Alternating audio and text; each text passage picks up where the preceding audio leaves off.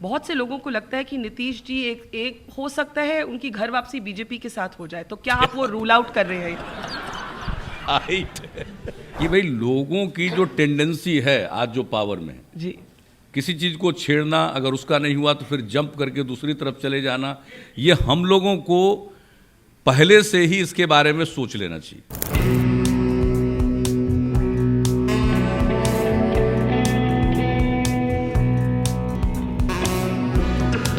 कि भाई लोगों की जो टेंडेंसी है आज जो पावर में है, जी, किसी चीज को छेड़ना, अगर उसका नहीं हुआ तो फिर जंप करके दूसरी तरफ चले जाना, ये हम लोगों को पहले से ही इसके बारे में सोच लेना चाहिए। तो जब मानकर चल रहे हैं कि वो किसी भी इशू को डाइवर्ट करेंगे, अब आजकल जब ये सब सवाल उठ रहा है तो जो आवाज़ है या जिस तरह का लैंग्वेज है, ये सब सारी चीज़ें बता रही है कि कहीं ना कहीं लोग कठिनाई में हैं। इतना तो साफ साफ पता चल रहा है। तो आज की स्थिति में मैं एक ही बात कहूँगा, आपको ये रिलीवेंट लगे या जो लगे, लेकिन अभी हिंदुस्तान की ज़रूरत है अपोजिशन यूनिटी की। ये जिस दिन अपोजिशन यूनिटी कायम होगी, मैं नहीं समझता हूँ आप जो कह रहे हैं चिदम्बरम साहब फियरलेस, अरे कौन डरेगा इन लोगों से? फालतू बात है। हम लोग जेल में थे, सुन लीजिए कहानी, इमरजेंसी में हम लोगों का रोज चलते रहता था झगड़ा नीतीश जी, जेल के एडमिनिस्ट्रेशन से, प्लीज अंतिम बात करके हम बंद कर देंगे। हम लोग यंग थे बिल्कुल, 22 साल 23 साल 24 साल जीपी मूवमेंट में हम लोगों का रोज झगड़ा होता रहता था, सोशलिस्टों का झगड़ा होता रहता था। और जान लीजिए कुछ ही लोग थे जिनका झगड़ा नहीं होता था, ये संघ वाले थे, इनका झगड़ा नहीं होता था जेल। एक ही मेरा विनम्र आग्रह है, यहाँ सब बैठे हुए हैं, हम एक ही निवेदन करेंगे पब्लिकली कि देखिए ट्राई करिए, मैक्सिमम अपोजिशन यूनिटी हो, कुछ डरने की जरूरत नहीं, सब चीज ठीक हो जाएगा। बहुत से लोगों को लगता है कि नीतीश जी एक हो सकता है उनकी घर वापसी बीजेपी के साथ हो जाए, तो क्या आप वो रूल आउट कर रहे हैं? राइट।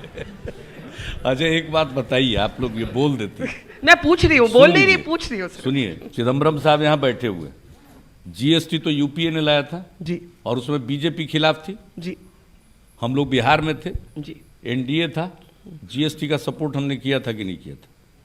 जो बताइए। प्रणब बाबू के बारे में कुछ बोल दिया, हम तो एनडीए में थे, हमने खुलेआम कहा जेडीयू ने कि प्रणब बाबू को हम समर्थन करेंगे राष्ट्रपति के चुनाव में, हम लोगों ने समर्थन किया। भाई कुछ लोगों की आदत और स्वभाव को जानना चाहिए। लोगों को यही लगता था कि अरे भाई हम लोगों को थोड़ा तकलीफ है, लेकिन बड़े लोगों के पास जो 2 नंबर का पैसा वो ज़्यादा तकलीफ में, परसेप्शन क्रिएट हो गया।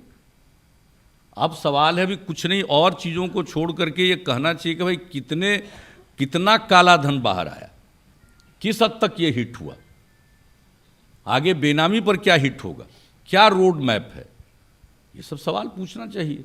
और कुल मिलाकर के अपोजिशन का दायित्व है, इसलिए हम आपको कह रहे हैं और इसी से जुड़ा हुआ है कि देखिए ये सब इशूज होता रहेगा। और एक चीज़ में और हम विश्वास करते हैं, वह है कि हम लोगों को अपने एजेंडा पर चलना चाहिए।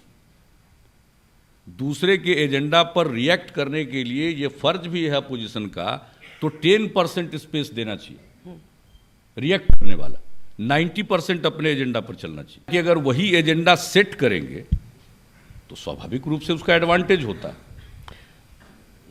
एजेंडा सेट वो क्यों करेंगे, एजेंडा सेट राहुल जी क्यों नहीं करें, ये बात होनी चाहिए। इसलिए हम लोग इसके पक्षधर हैं। और एक बात जान लीजिए, ऐसी बात बहुत लोग करते रहते हैं और घर बैठे तरह तरह की बात करते हैं। हमको तो यहाँ भी किया, अहमद पटेल साहब को तो मालूम ही होगा, हमको तो मिलवा दिया, एक अखबार में छाप दिया अमित शाह से। अब बताइए सर, मैंने आप जरा बताइए, मिलना ही है तो किससे मिलेगी? आज जो सत्ता में है वो हम सब लोगों को और पूरे देश को क्या नेशनलिज्म का पाठ पढ़ाएंगे? इनका क्या आज़ादी की लड़ाई से रिश्ता है? आज तिरंगा की बात करते हैं, जब तिरंगा तैयार हुआ उस समय इसके पक्ष में थे, ये तो दूसरा झंडा फहराते रहते थे। इसलिए देखिए, इनके चक्कर में पड़ने की जरूरत नहीं है, अपना काम हम लोगों को करना है। ये वोट, अगर कोई काम के आधार पर वोट नहीं लेना है किसी को, तब क्या करेगा? कॉम्युनल, कास्ट, ये सब एंगल कौन चलाता है? आपने कुछ काम किया नहीं और वोट लेना, तो उसके लिए तो यही सब करना होगा। लव जिहाद तो क्या क्या सब चला, हम लोगों के यहाँ बिहार में शुरू नहीं हुआ था। हमारा तो भाई डीएनए ही गड़बड़ था। क्या आप बोली थी? हमने तो जवाब में कभी नहीं किया। हमने तो तथ्य और तर्क से सब बातों का जवाब दिया, और बहुत अच्छा हम लोगों का महागठबंधन बना। ऐसा स्ट्रांग यूनिटी हुई कि उनको पता चल गया। सच पूछिए तो क्षमा कीजिएगा, ये मीडिया और सर्वे का परिणाम था कि उनको 50 सीट आया। समझ गए? थोड़ा सा साइकोलॉजिकल इम्पैक्ट पड़ता, नहीं तो वो भी नहीं था। इन्होंने नहीं। अरे कितने लोग कहाँ हरा रहे थे। अब उस सवेरे बताइए, काउंटिंग शुरू नहीं हुआ और चैनल्स पर डिस्कशन शुरू हो गया। क्यों जीत रहे? नहीं, क्यों नीतीश खा रहे। कोई कह रहा है कि एयरपोर्ट बड़ा गड़बड़ है, कोई कुछ कह रहा है, कोई कुछ कह रहा है। बताइए, काउंटिंग शुरू नहीं हुई। Can't hold me responsible for that. अब आप बताइए साहब, ये तो कोई जवाब देगा ना। इलेक्शन कमीशन हो या मीडिया हो, कोई तो जवाब देगा ना कि जब काउंटिंग ही शुरू नहीं हुई हम लोगों को हरा दिया। आप सोच लीजिए, जिस देश में यह सब चलता रहता है उस समय हम लोगों को बहुत दृढ़ता के साथ अपना काम करना होगा, अपनी बात कहनी होगी और बड़ी मजबूती के साथ कहनी होगी। और हम लोगों को या देश के किसी भी नागरिक को आज जो दिल्ली की सत्ता पर बैठे हुए हैं, उनसे पैट्रियटिज्म के किसी सर्टिफिकेट की जरूरत नहीं।